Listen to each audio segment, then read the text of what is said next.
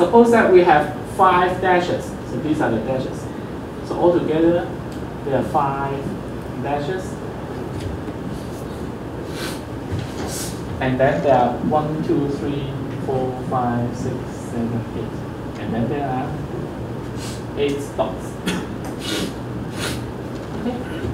So dashes and dots, they represent the traditional way of sending a message, right?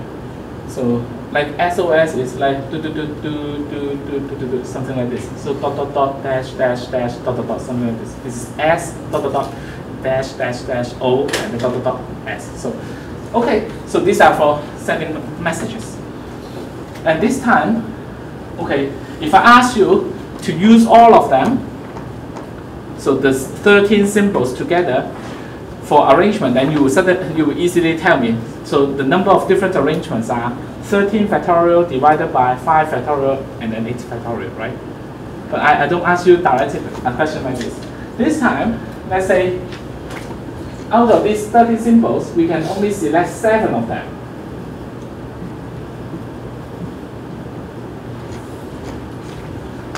So again, we want to ask how many arrangements are there. So this time, each message will have 7, 1, 2, 3, 4, 5, 6, 7 parts.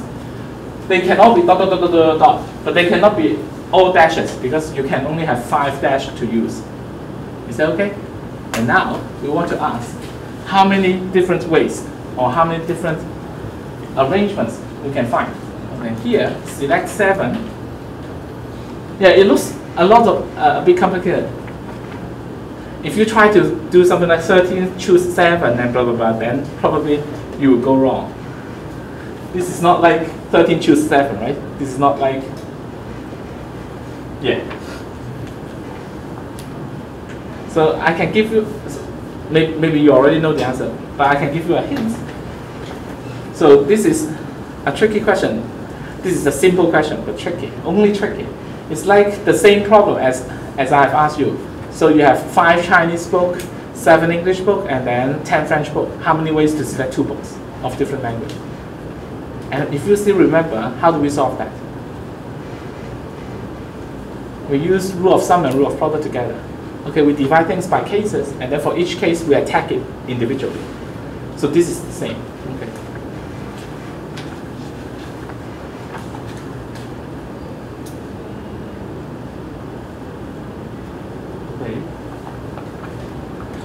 So let me just tell you. So if you are willing to be looking at cases case by case, then it's certainly very easy. So we can first take a look of what kind of 7 symbols we can be choosing. It can all be dots, right? Yeah, because you have 8 dots, so you can all be dots. You can choose 6 dots and 1 dash. You can choose 5 dots and 3 dash, 4 dots and 5 dots and 2 dash, 4 dots and 3 dash, 3 dash, 4 dots, whatever. So you do this. So either it is you're selecting 8 dots, sorry, not 8 but 7 dots as your message. So either 7 dots or 6 dots, 1 dash, 5 dots, 2 dash, 4 dots, 3 dash, 3 dots, 4 dash, 2 dots, 5 dash. And that's it. We don't have 1 dot and 6 dash because they are just only 5 dash. Now for each case, it will be very simple. 7 dots, and that's just 1 way. And for 6 dot, 1 dash, how many ways are there? There are going to be 7 ways. We need to find out which position we should place this dash, right? How about the number of ways here? Out of the 7 positions, we need to pick 5 for the dots. 7 choose 5. 7 choose 4. 7 choose 3, and 7 choose 2. Is that okay? So the answer is 7 choose 7, plus 7 choose 6, plus 7 choose 5, plus 7 choose 4, and so on and so forth. That's it. Okay. But if you do everything together and then you want to do something select 7, then you get into trouble. there's no selection of 7 here. All of them are 7 selecting things. Okay, so that's why I call it a tricky question. Everything here suddenly is very simple. Tricky is whether you are willing to divide it into these cases. Okay, so sometimes, yeah, this is it. Okay, now there is another question which I like a lot. It doesn't look like a permutation problem. It doesn't really look like a permutation problem. It looks like a math problem. But use a permutation or these concepts, we can solve it. So let's take a look at this number, k factorial. K factorial is a large number, right? Yeah. Imagine k is equal to 5. 5 factorial, you get 120. And then k factorial, you have a power. This power is k minus 1 factorial. So if k is equal to 5, then this is 120 to the power 24, a super large number. And how about this one? So this time, let's look at this number, k factorial. Again, this is a large number, 120 for 5. And then we'll make the factorial of this one. So this becomes 120's factorial. Is that okay? Now we have these two numbers. And they don't look really like they are very related. Only it's k factorial, right? And we want to show that this number is larger. Not only this number is larger, this number is divisible by this number. So let's call it A. Let's call it B. And we want to show what? We want to show that if I have a B and then I divide it by A, then it becomes an integer.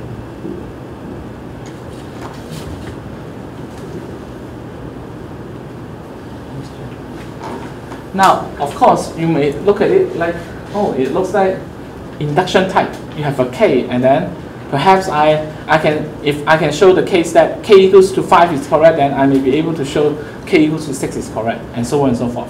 Maybe this is a good idea. But this is not that good. It is because if you take a look, for k equals to 5, then 5 factorial to the power 4 factorial. K equals to 6, it is 6 factorial to the 5 factorial. These two numbers does not have much relationship there. So the induction way seems to be very difficult. It may work, but it may not work. Okay. Now I give you a hint.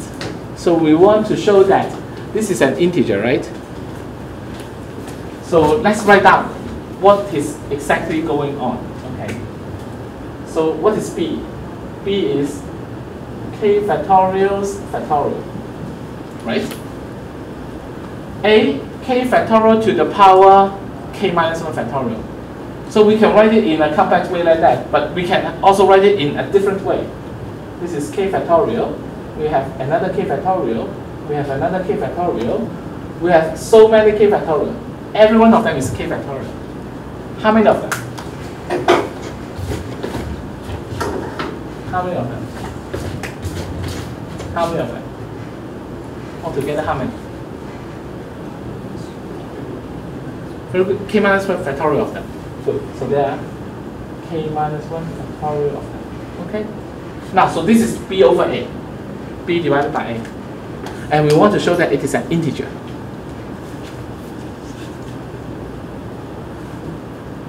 Does it look like an integer?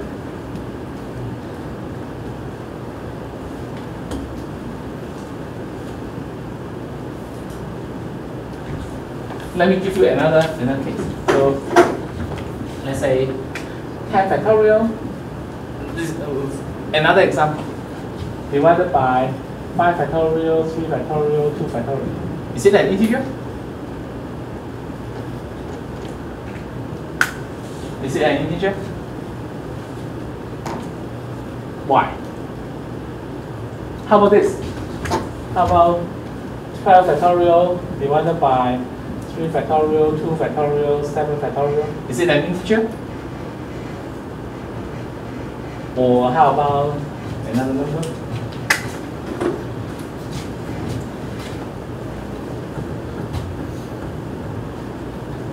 How about this number? Let's say 14 factorial divided by 3 factorial, 5 factorial, 2 factorial, 2 factorial.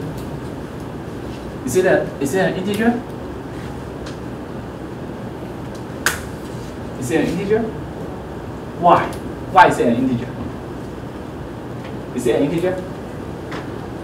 I didn't do calculation. I don't know. I don't know the value of this one. But I can tell you that this is an integer. Looks like. I can tell you that this is an integer. I can tell you that this is an integer. Why? Because it represents the number of ways that 10 items can be arranged, where 5 of them are the same of the first type, like 5 suns, 3 stars, and 2 moons. Is that okay? This is like what? This is like I have 12 items. There are 3 stars, 2 suns, 7 moons. These are the number of ways to arrange this. The number of arrangement has to be integer because you cannot have 0.5 ways, right? Now how about this one? This is not so this is 3, 5, 2, 2. Yeah, something is missing. It doesn't add up to 14. Don't worry. You can make it as 1 factorial, 1 factorial. Is that okay? So you add up to 14, right? So in that case, there are 14 things. 3 of them are the first type, 5 of them are the second type, 2 of them third type, 2 of them fourth type, and then the remaining are distinct, 1, 1. So this represents the number of ways to arrange these items, and this has to be an integer. Okay, so what do we have? So this is the key idea.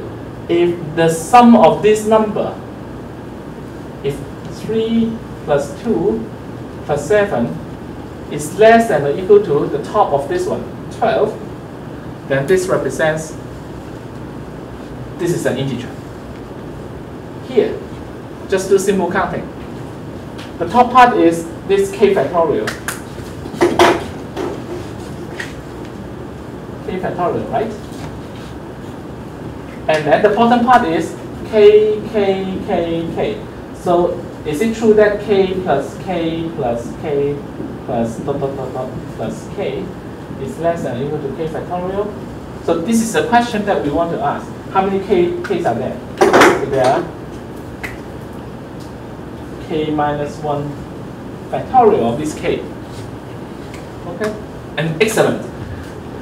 K minus 1 factorial of k, if you sum them together, it is exactly k factorial. So this inequality holds. And that's it. So this is the integer. Okay?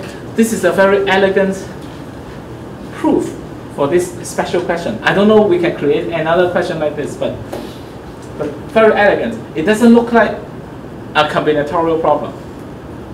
But if you know, so it is math.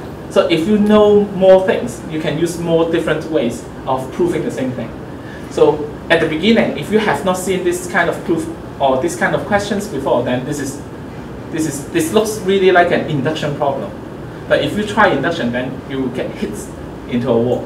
So it's difficult. But if you know this, then suddenly you can first try checking this out and then see, oh, it really works. So this is a interesting question, I think. Okay, now there are two more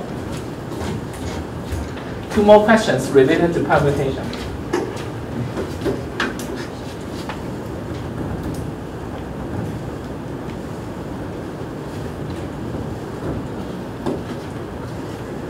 So this is like, let's take a look of the numbers between 1 to 10 to the power 10.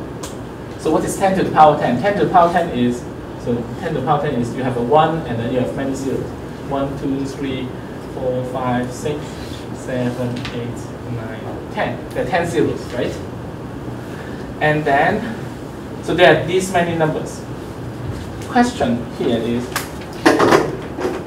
how many of them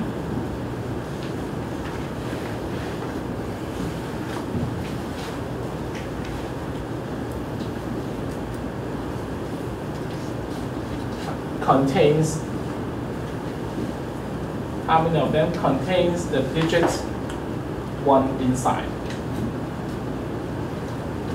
So 1 has a 1, right? 2, 3, 4, 5, 6 up to 9 doesn't have 1. And then 10 has a 1, 11 has a 1. Yeah, you count it once, okay. 12 has a 1 and so on and so forth. How many of them contain 1?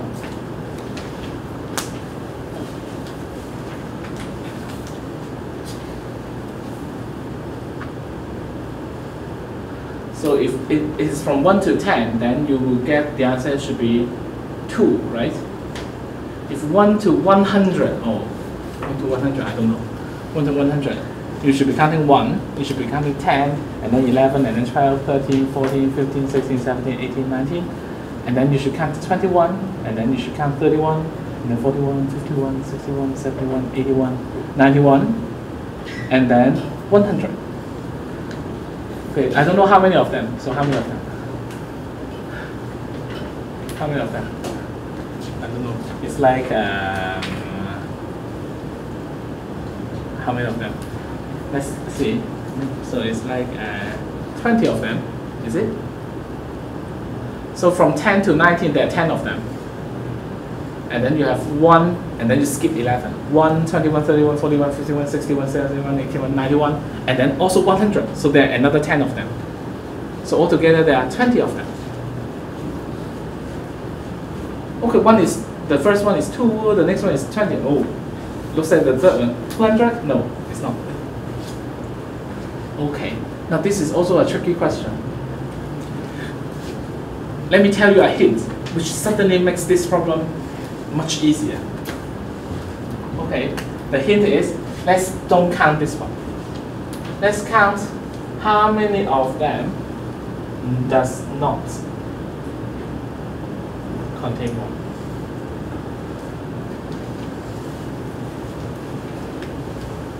How many of them doesn't contain 1?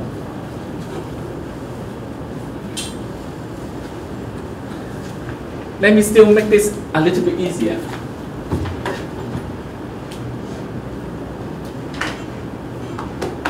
Let's make this a little bit easier. Let's start with 0 up to this number minus 1.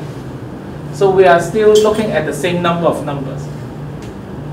Okay, slightly different, but we do the modification later.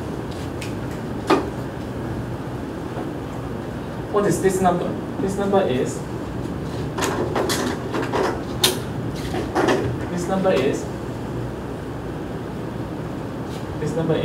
you have 999, 999, 999, 9. So that exactly 10 nines. Okay. 10 of them. 10 of them.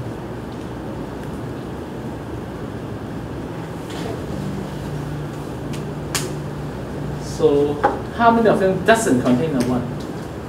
Is it easy? If it does not contain a 1, what should a number look like?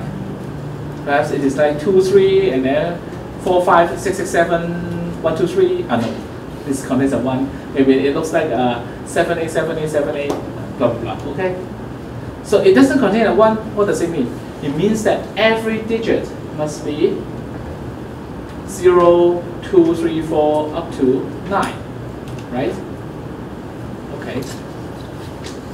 So this is 0, but you can look at it as 0, 0, 0, 0, 0, 0, 0, 0, 0, 0. So actually, every number between 0 to this 10 to the power 10 minus 1, you can always look at it as a 10 digits number. All zeros up to all nines. Okay? And then we want to ask, among all these numbers, how many of them doesn't contain a 1? So if it does not contain a 1, then what does it mean? It means that you need to pick the first digit, not a 1. You need to pick the second digit, not a 1. You need to pick the third digit, not a 1, and so on and so forth, up to the 10th digit.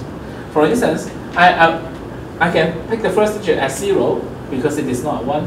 I pick the second digit as 8, it is not a 1. I pick the first digit as 7, and then 8, and then 3, and then 4, and then 6, and then 5, and so on and so forth. Up to a selection of 10 numbers, right? Right? So this is one way of getting a number which does not contain a 1. Another way, I can select this one, not a 1, and then I can select the one, this one, not a 1, and so on and so forth. So now, how many numbers do not contain a 1? We can easily answer this now. There will be what? 10 to the power 9 or 9 to the power 10? 9 to the power 10. 9 choice, 9 choice, 9 choice, 9 choice, 9 choice. So out of this group of number, there are going to be 9 to the power 10 numbers that does not contain a 1. Is that okay? Good. Now let's get back to our original problem. Original problem is not from 0 to this number. It is starting from 1, right? Now if I start from 1, do I change this value? How many numbers does not contain a 1?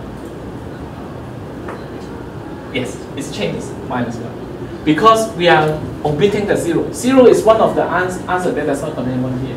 So we should minus 1. Okay. And if I take this out, does it change the number here? So if this time I'm not counting from 1 to 999. I'm counting from 1 to this number 10000. And I want to ask how many numbers does not contain a 1. Then it should not change. The reason is that I'm adding a number that contains a 1 inside. So you should not add 1 here. You should not minus 1 here. I'm adding a number, but this number does not qualify for this question. So suddenly, we now know out of these numbers, exactly 9 to the power 10 minus 1 numbers does not contain a 1. So the original question, it is like 10 to the power 10 minus this number. This is the answer. Is that okay? Okay. So if 1 to 10, 1 to 10 what? 1 to 10, there are, how many numbers does not have 1? How many number has 1s?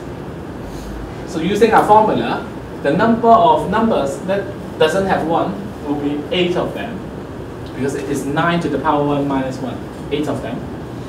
And the number of numbers have 1 is 10 minus 8, it will be equal to 2. Is that okay?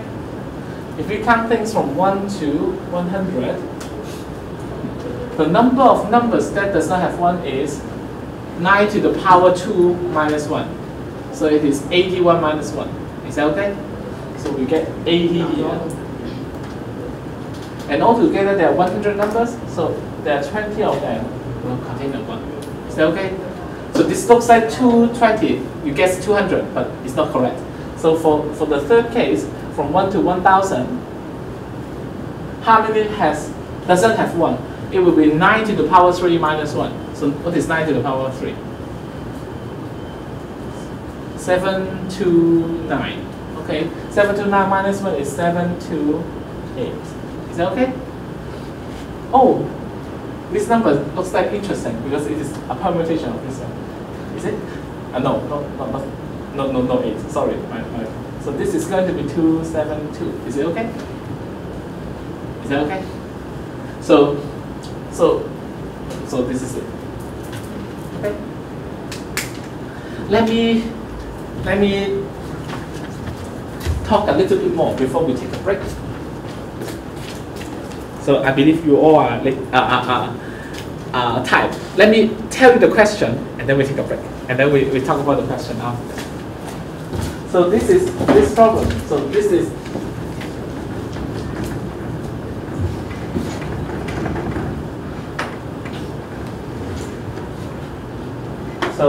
this time, look at it n digits. Binary string.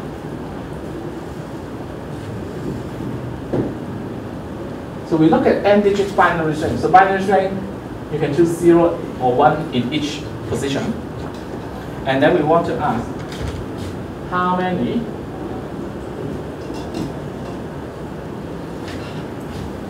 of them contain even number of zeros we want to ask. And then, okay, just for this question, I tell you the answer, but you need to tell me why it is correct. So the answer is half of them. So half of them means what? So n-digit binary string, there are 2 to the power n of them, because each position you have 2 choices. So the answer of this one is 2 to the power n. You choose half of them, divide it by 2, and then this turns out to be 2 to the power n minus 1. Okay? So this is the first question. Let's take a break, 10 minutes break, and then we come back, and then see if you can tell me why this is correct. Thank you.